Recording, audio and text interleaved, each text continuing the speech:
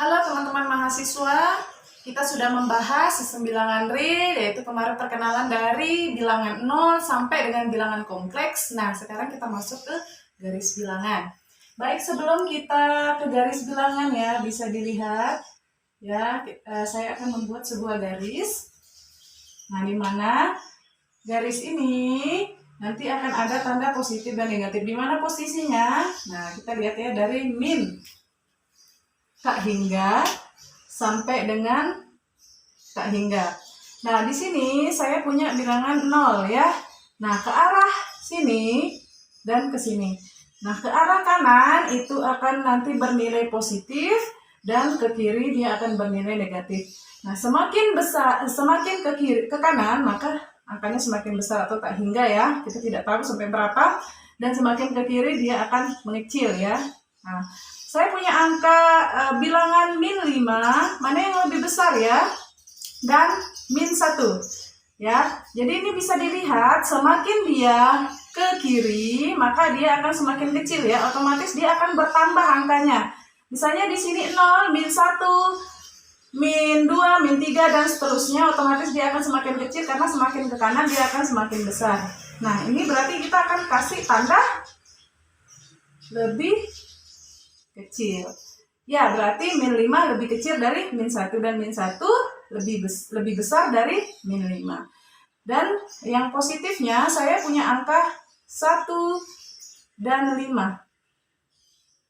Nah, mana tanda apa yang kita gunakan? Otomatis 1 akan lebih kecil dari 5. Nah, itu secara garis umumnya ya, biar tahu mana posisi positif dan di mana posisi negatif. Nah, saya akan hapus, kita akan masuk ke garis bilangan. Nah, ini sebagai contoh aja ya, sebagai gambaran umum.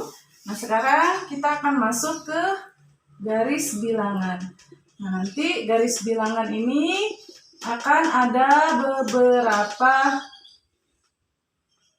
Ya, baik, dari 1 sampai 9 ini sudah yang merupakan jenis-jenis dari garis bilangan. Nah, kalau ada yang bertanya, kalau semua ya dari 1 sampai 9 itu digabungkan dan bagaimana caranya? Oke, saya punya garis bilangan ya, ketika semua digabungkan.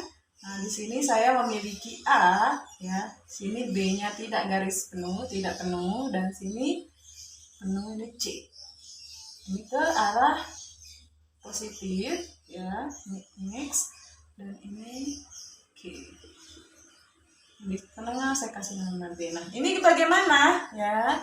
Nah, bisa disimpulkan bahwa itu termasuk ya, dan B tidak termasuk ya. Bagaimana dengan C?